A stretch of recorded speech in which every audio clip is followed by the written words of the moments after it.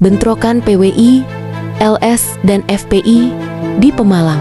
Bongkar jurus FPI dalam memutarbalikkan fakta. Islam tak butuh zuriah palsu. Membongkar jurus FPI memutarbalikkan fakta. Di tengah bangsa yang sedang mencari jalan keluar dari gelombang kebencian dan polarisasi, muncul satu kenyataan yang tak bisa lagi diabaikan, bahwa di antara kita berdiri sosok-sosok yang dengan lihai menyamar sebagai pembela agama.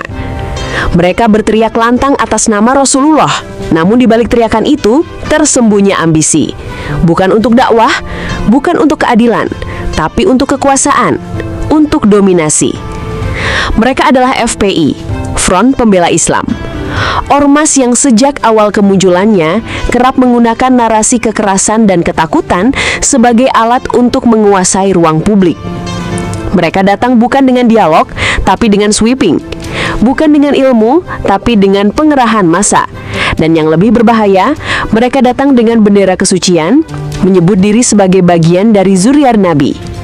Jurus utama mereka adalah memutarbalikkan fakta, mengubah pelaku menjadi korban, mengubah kritik menjadi fitnah, dan mengubah setiap bentuk penolakan menjadi serangan terhadap Islam. Fakta-fakta pun dibungkus dengan narasi penganiayaan. Setiap tindakan aparat, mereka balas dengan seruan kriminalisasi ulama.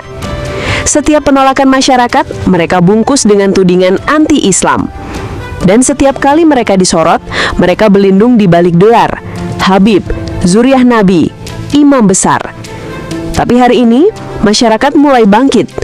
Mereka tidak lagi bisa dibodohi dengan jubah dan sorban. Mereka mulai bertanya, benarkah orang-orang yang mengaku sebagai cucu Nabi ini benar-benar memiliki nasab yang sah? Benarkah mereka adalah pewaris darah suci Rasulullah? Atau hanya pewaris klaim? PWI-LS menolak karena cinta Islam. Di tengah suasana yang memanas, datang kabar dari Pemalang, Rizik Syihab, tokoh utama FPI, dijadwalkan akan berceramah. Tapi tak semua menyambut, masyarakat pun terbagi. Sebagian diam, sebagian ragu, sebagian memilih menghindar.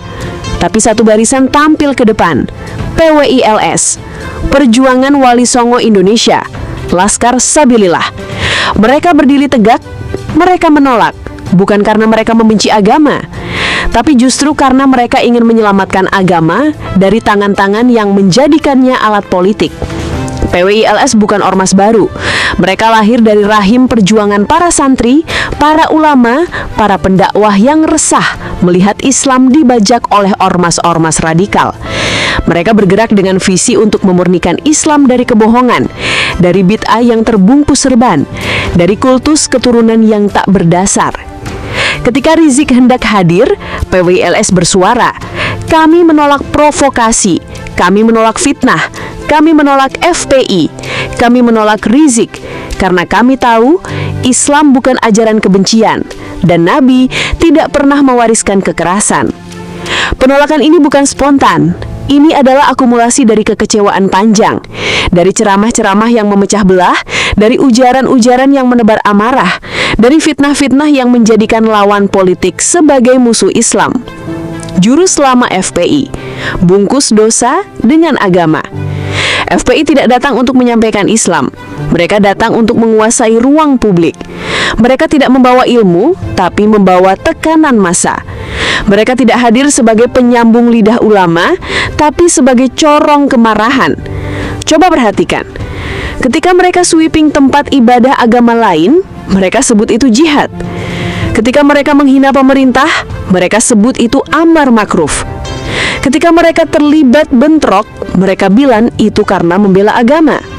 Padahal semua itu adalah kekerasan sosial yang dibungkus kesalehan palsu. Dan lebih dari itu, mereka menjual satu hal yang seolah tak bisa disentuh, nama Nabi. Ya, nama Nabi Muhammad SAW. Mereka mengaku keturunannya. Mereka menyebut diri sebagai zuriah, dan atas nama klaim itu, mereka menuntut pembelaan, penghormatan, dan bahkan perlindungan dari kritik. Seakan-akan siapapun yang mengkritik mereka berarti menghina Rasulullah. Ini adalah jurus licik yang telah dipakai berkali-kali. Tapi benarkah nasab itu sah? Benarkah mereka adalah keturunan langsung Rasulullah atau hanya pewaris klaim? Kritik KHI Madudin Usman, nasab Ba'alawi tak terbukti ilmiah. KHI Madudin Usman adalah seorang ulama sekaligus peneliti nasab. Beliau menjawab dengan tegas, tidak. Dalam tesis dan karya-karyanya, beliau mengungkap bahwa klaim keturunan dari Alawi bin Ubaidillah yang menjadi cikal bakal Ba'alawi tidak bisa dibuktikan secara ilmiah dan historis. Nasab mereka penuh celah, banyak mata rantai yang putus, banyak nama yang tidak tercatat di sumber-sumber primer nasab Quraisy.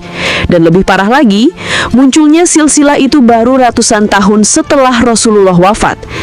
Para ahli nasab ahlu sunnah tidak pernah mencatat nama-nama seperti Alawi bin Ubaidillah atau Ahmad al-Muhajir sebagai bagian dari jalur resmi zuriyah Rasulullah. Bahkan kitab-kitab klasik seperti Al-Mu'ajam, Ansab al-Ashraf, dan At-Tabakat tidak mengenal mereka. Ini adalah kebohongan yang diulang-ulang, kebohongan yang kemudian dijadikan tameng. Dan FPI adalah ormas yang paling aktif memanfaatkan tameng itu. Mereka tahu bahwa masyarakat Indonesia sangat menghormati keturunan Nabi, maka mereka jadikan identitas itu sebagai alat pembungkam. Jangan kritik Habib, jangan koreksi zuriyah Nabi. Itu sama saja menghina Rasulullah. Padahal yang dikritik adalah kelakuannya, yang dilawan adalah fitnahnya, yang ditolak adalah kebenciannya. Masyarakat harus bangun. Jangan mau dibutakan oleh simbol, jangan mau diperdaya oleh jubah putih. Karena hari ini banyak yang menjual nama Nabi tapi tidak membawa risalahnya. Islam tak butuh kekerasan. Islam datang dengan kasih sayang. Rasulullah adalah rahmat bagi seluruh alam. Tapi apa yang dibawa FPI? Apakah mereka membawa rahmat? Apakah mereka menyatukan umat? Apakah mereka menyampaikan ilmu? Tidak. Mereka membawa ketegangan, mereka menciptakan musuh fiktif, mereka mengarahkan umat untuk saling curiga. Mereka memecah belah bangsa atas nama akidah. Mereka menghina pemerintah dengan dalih syariat.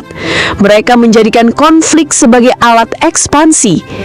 Dan semua ini didukung oleh satu narasi utama, bahwa mereka adalah pejuang Islam dan bahwa pemimpinnya, Rizik Syihab, adalah imam besar dari zuriyah Nabi. Ini bukan dakwah, ini adalah penipuan spiritual. Dan ketika PWILS menolak kehadiran Rizik, mereka sedang menyelamatkan kehormatan agama. Mereka tidak ingin Pemalang menjadi panggung kebohongan berikutnya. Mereka tidak ingin masyarakat terpecah karena satu tokoh yang hanya datang membawa amarah, bukan pencerahan. Saatnya mengakhiri kultus keturunan. Nasab bukan jaminan. Garis keturunan bukan parameter kebenaran. Yang diwariskan Rasulullah adalah ilmu dan akhlak, bukan status darah. Tapi di negeri ini, status Habib sering dijadikan keistimewaan politik. Mereka tak bisa disentuh hukum. Mereka tak bisa dikritik media. Mereka dipuja-puja bahkan ketika mereka mencaci maki di mimbar. Ini adalah kerusakan. Ini adalah pembusukan dari dalam. Islam tidak mengenal kasta, tidak mengenal tuan dan budak. Yang paling mulia adalah yang paling bertakwa. Dan takwa bukan diwariskan. Takwa adalah perjuangan pribadi. PWILS memahami ini.